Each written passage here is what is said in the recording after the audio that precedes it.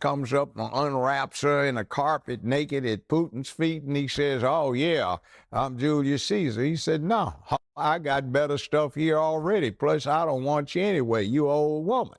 In this city years ago, I used to represent a whole bunch of pimps and hoes, and I know a hoe when I see one. Soros financed and arranged and sponsored Kamala to run for Attorney General of California. Kamala Harris. How you feel about her? She's a piece of shit. She lacked professional competence, and she worked on it by hiking up her hemline when she needed influence rather than researching.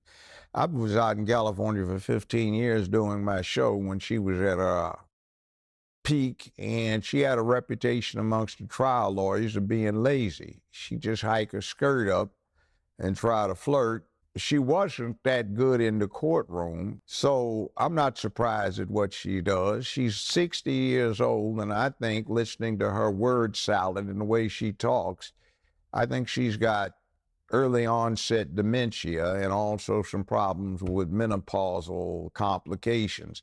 That's that, you see, today is going to be tomorrow, so since it's going to be tomorrow, today we have tomorrow, which is why we are now. Like, what did you say? They have something in mind, but they cannot cognate getting all the way through it, which is why she's famous for this word salad garbage, and she doesn't make a bit of sense. I think since she's only 60, she's actually on a worse track than Biden was. Biden is 20-some years older than her, and he has been senile for a long time. I considered him for years poor urban trailer park trash, and he's a crook. Biden has been a failure his whole adult career, a second-rate, third-string player. What I said he was going to do is he probably wants to claim fame for being the first person to see to it that a woman got to be president. And what I predicted, I'm slightly wrong on it, was that he was going to get in, try to get elected, and if he got one term, try to get elected for a second one.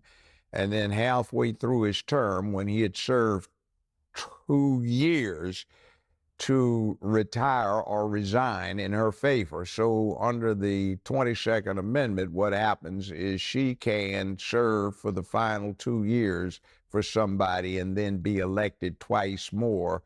So that woman would be able to serve 10 years, second only to Franklin Delano Roosevelt, who got elected to 4 terms before they put the amendment in place so you couldn't. Now, and my major at UCLA was political science. My analysis is they picked the weakest somebody they could as a figurehead, somebody who had some apparent minority status, which she does not.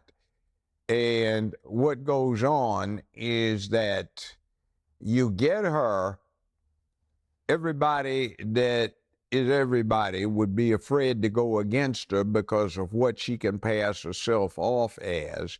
And then you get somebody that's easy to control because she's lazy, because she is becoming incoherent, and because she's always tried to do the casting couch to get where she wants.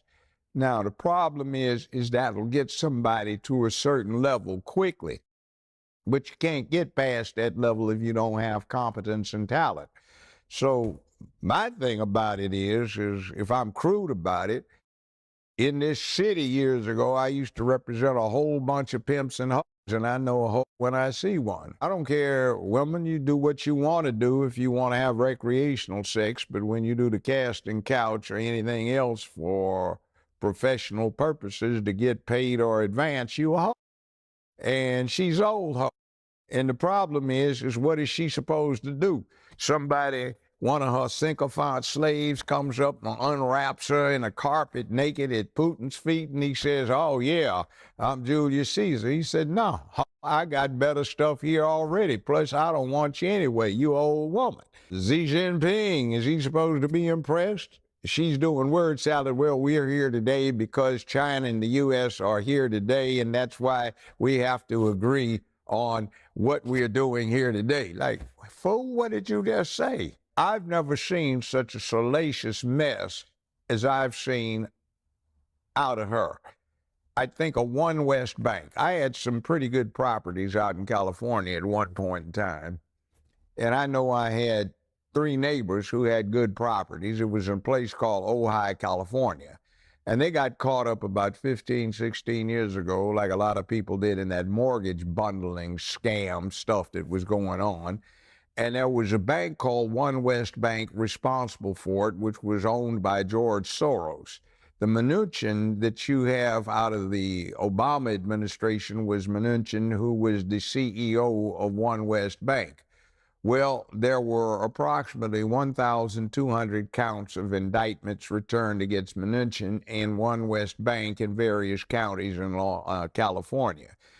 Well, Mnuchin and Soros financed and arranged and sponsored Kamala to run for Attorney General of California. They got her elected. She got in, and using the authority she had, she promptly consolidated all 5,200 counts and dismissed them. And a couple of weeks later, Soros sold One West Bank for $4.2 billion.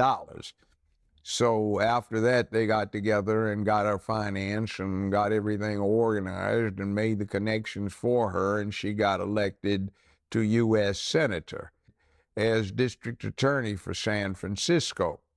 She didn't do a very good job.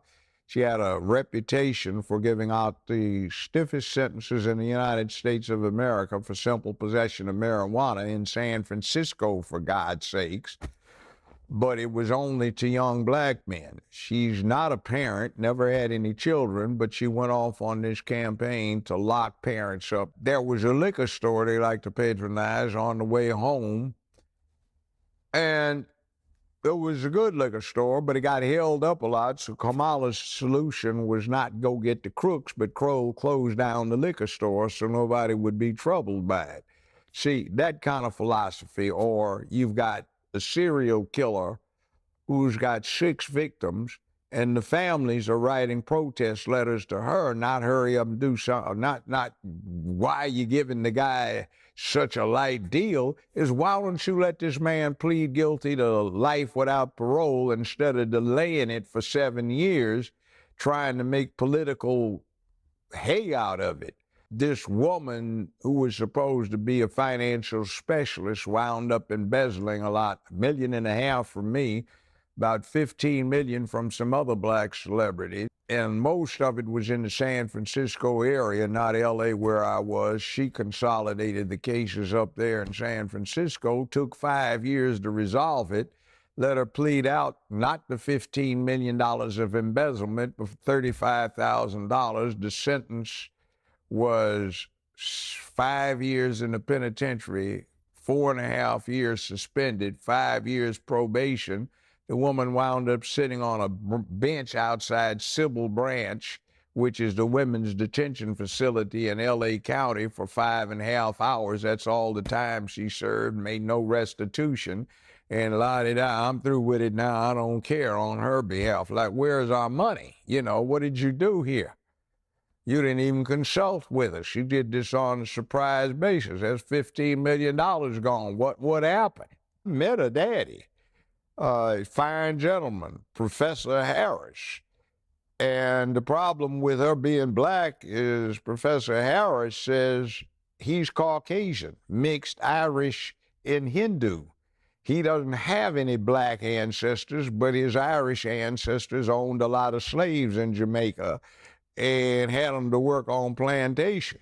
So if mama is on the birth certificate listed as a Caucasian, daddy says he's a Caucasian Hindu and has no black ancestors, how did she get to be black?